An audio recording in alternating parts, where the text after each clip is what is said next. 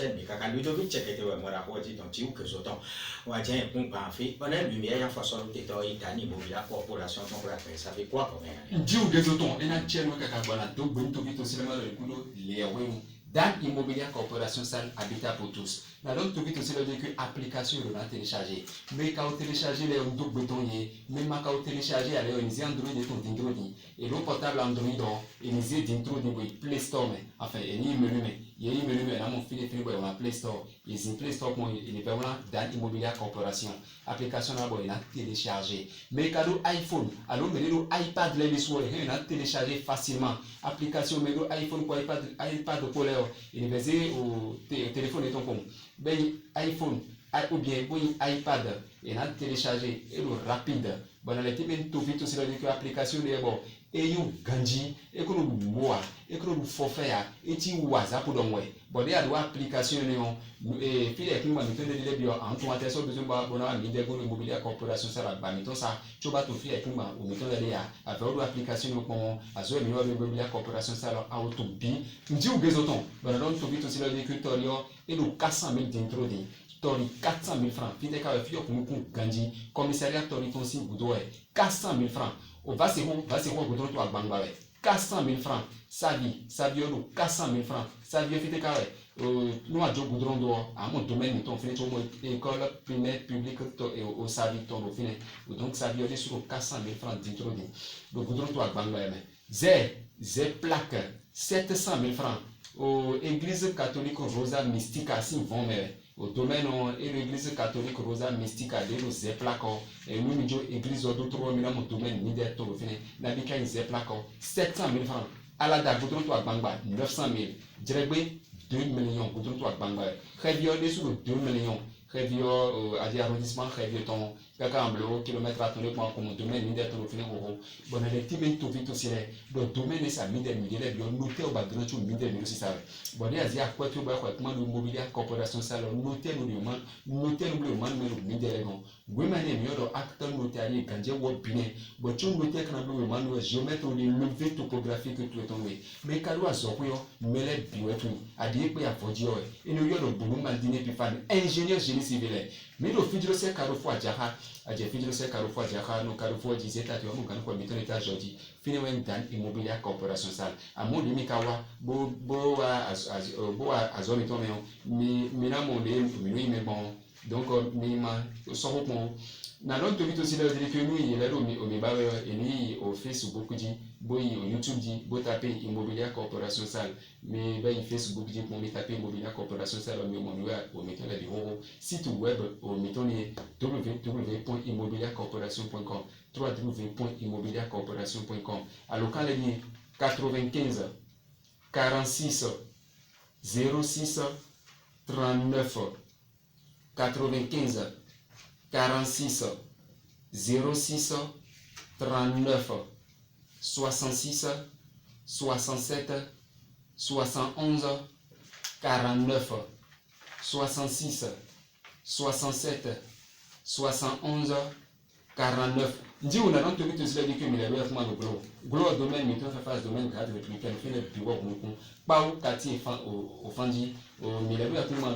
le secours domaine fait face lycée agricole métier de secours l'école primaire publique secours ton secours de finir pépé zobe courant le fait les bi zimbi domaine de l'église catholique au archio côté de finir pépé bon les thèmes tout vite aussi les doctorio et le 400 000 d'introduit torifite carré et le commissariat toriton si vous de finir 400 000 francs au va se 400 000 francs au goudron to Bangba savi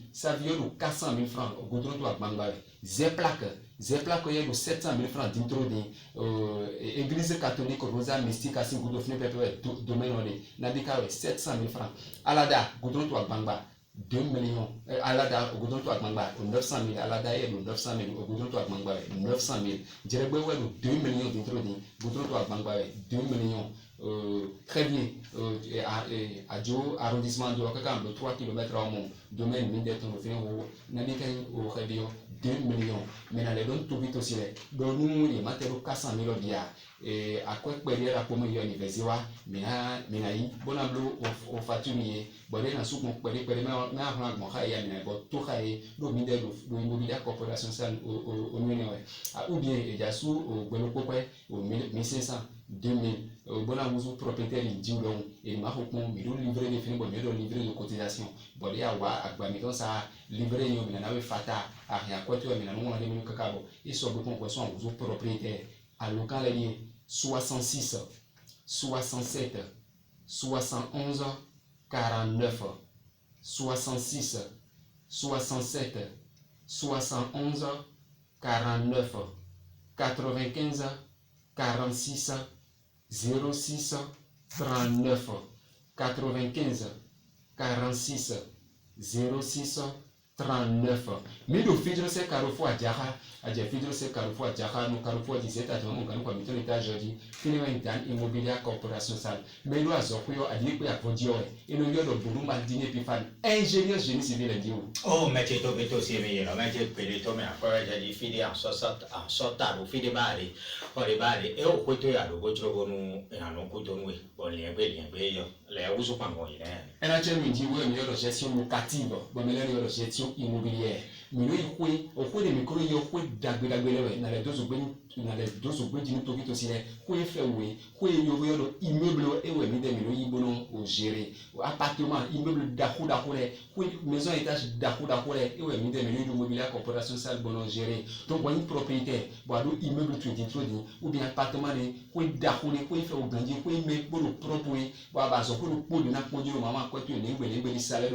dans immobilier corporation salaire. Mais quand deux pour propriétaire pour nous pour la zoé, moi non propriétaire nous boutin si au délai, le dire que la zoé pour nous gestion locative, bon mais là on gestion immobilière, ben nous tout vite aussi dans immobilier corporation salaire. Donc et nous tempo pour pouvoir faire tout au niveau de tout le monde, bon ben quoi la bonne au gérer ni dans les deux boutin quoi d'accord